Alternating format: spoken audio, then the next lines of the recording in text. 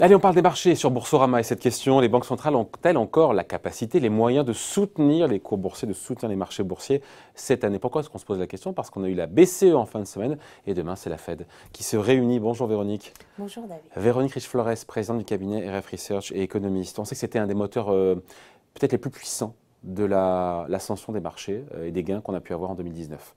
C'est justement l'action des banques centrales. C'est difficile à quantifier, certains diront c'est 80% de la hausse, c'est les banques centrales, enfin en tout cas c'est un gros moteur et un gros carburant.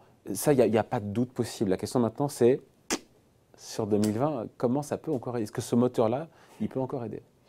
Alors je pense qu'il y a le moteur et puis l'environnement et la confiance dans le moteur.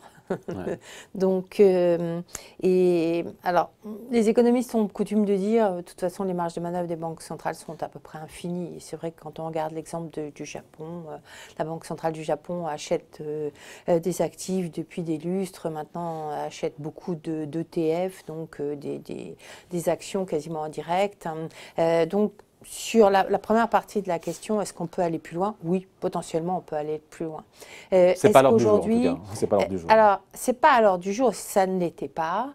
Est-ce qu'aujourd'hui, on n'est pas à deux doigts d'imaginer que l'impact redouté de l'épidémie de coronavirus puisse finalement conduire à modifier les anticipations, notamment sur la Réserve fédérale américaine?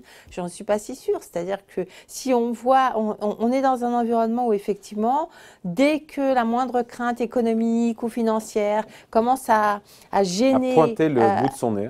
Exactement, et à menacer de corrections plus ou moins importantes sur les marchés, alors les anticipations de taux d'intérêt se modifient et on s'attend effectivement à ce que la Banque centrale, en général la Fed, intervienne très rapidement. Vous avez vu en début d'année, le conflit avec l'Iran, ça a duré quelques jours. La Fed n'a pas attendu 3 jours avant de nous dire s'il y a besoin, on sera là. Donc, on est dans cet environnement qui est quand même très particulier. Donc, c'est intéressant parce que pour le coup, je ne pensais pas qu'on parlerait de ça, mais si l'impact, encore une fois, si le virus était mal enrayé, devait se propager, et voilà, si le scénario, pas catastrophe, mais en tout cas plus dur devait se produire, ça serait quelque part l'occasion pour les banques centrales de remettre du carburant et de repartir sur des politiques monétaires stimulantes, encore plus stimulantes. Je pense que le cas de figure n'est pas totalement exclu et ça montre quelque part l'absurdité ou la particularité du contexte actuel, extrêmement dépendant de l'environnement financier, avec des banquiers centraux et pas que des banquiers centraux d'ailleurs, des politiques qui sont très attentifs à ce qui se passe sur la sphère financière et qui réagissent en général au quart de tour. Donc là, la baisse de 2,5% aujourd'hui du CAC 40 et des marchés, c'est pas suffisant pour qu'elles changent leur fusil d'épaule. Mais voilà, si ça venait à se poursuivre pour des raisons diverses et variées, il faut remettre cette baisse dans la perspective des hausses récentes et de l'optimisme des marchés, en particulier suite à la signature de la phase 1 de l'accord commercial. Chine, États-Unis, qui a alimenté des perspectives de regain de croissance.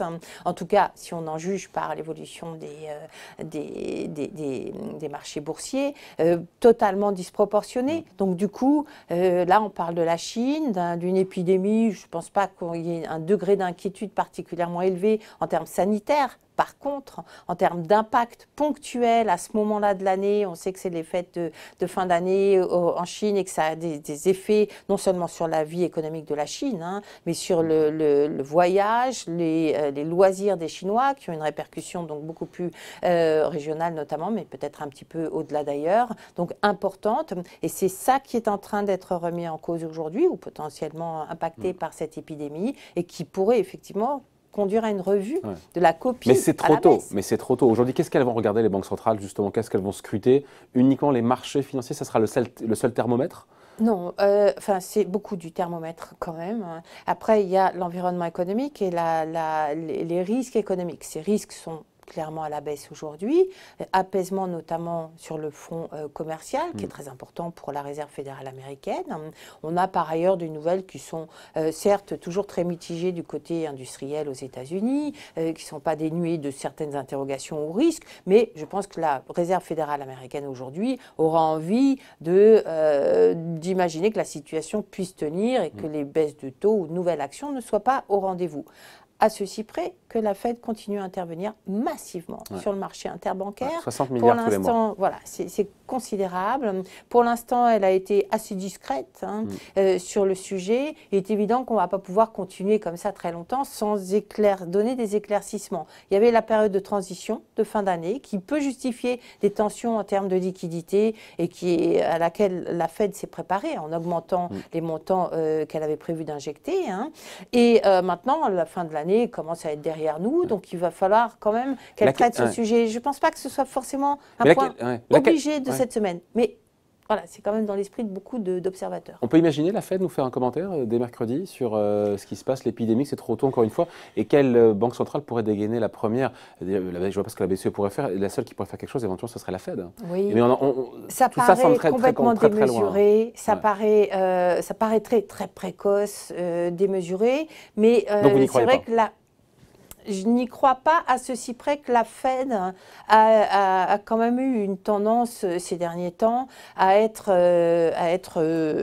très en avance. Je rappelais justement les commentaires en début d'année, au moment des tensions sur l'Iran. On sent qu'ils sont prêts à dégainer très vite pour rassurer.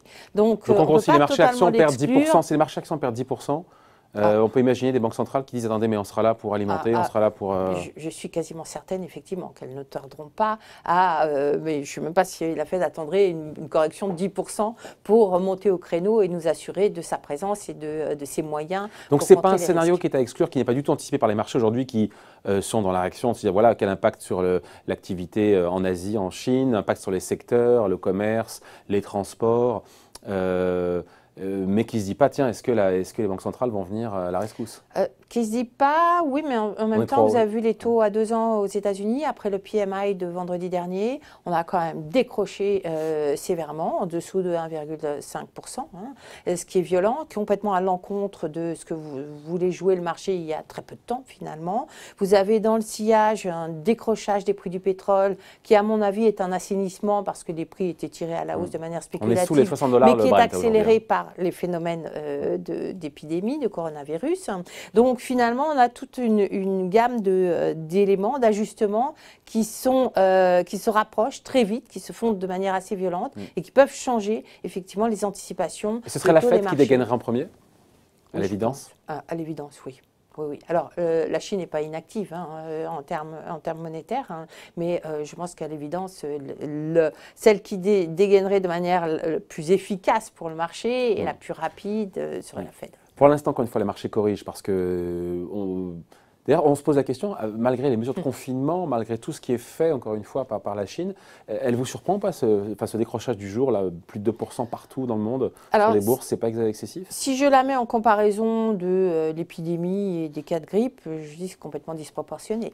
Si je la remets dans le contexte de ce qu'ont fait les marchés et de cette spéculation des dernières semaines de l'année dernière et des premières semaines de cette année, alors je me dis non, c'est logique. Finalement, le marché a tellement payé pour avoir. C'est un bon prétexte aussi pour prendre ses bénéfices, non? Exactement. Donc voilà, je pense qu'il faut discerner la réalité de l'impact de cette épidémie et ne pas oublier le risque d'une pandémie un peu plus importante. Donc pour vous, c'est pas excessif, c'est justifié parce qu'il y avait des prises de bénéfices à prendre. C'est un prétexte, mais c'est pas. Voilà. Aujourd'hui, la réaction des marchés n'est pas excessive? Non, je ne crois pas. Et je pense qu'à ces niveaux de valorisation, il y a une espèce d'impatience des marchés à avoir des résultats de ce qu'on a payé. Or là, on nous dit les résultats, il va falloir attendre quand même un peu plus longtemps que prévu. Donc quelque part, la réaction aurait pu être plus violente? Oui, oui, et je pense qu'elle peut encore être plus violente si notamment, si cette épidémie perdure et que le coût économique pour la Chine, le commerce mondial, etc., commence à devenir substantiel parce que le scénario économique tient sur très peu de choses. Hein. L'amélioration du scénario économique et l'amélioration des anticipations des marchés tiennent sur vraiment des éléments très ténus. Et donc, si vous retirez déjà le début d'année parce qu'il y a épidémie, il reste potentiellement pas grand-chose pour justifier les cours actuels. Ouais. Bon, voilà, en tout cas, merci. Merci pour cette explication, signée Véronique Riche-Flores, économiste et présidente du cabinet RF Research. Merci Merci Véronique. David. Merci.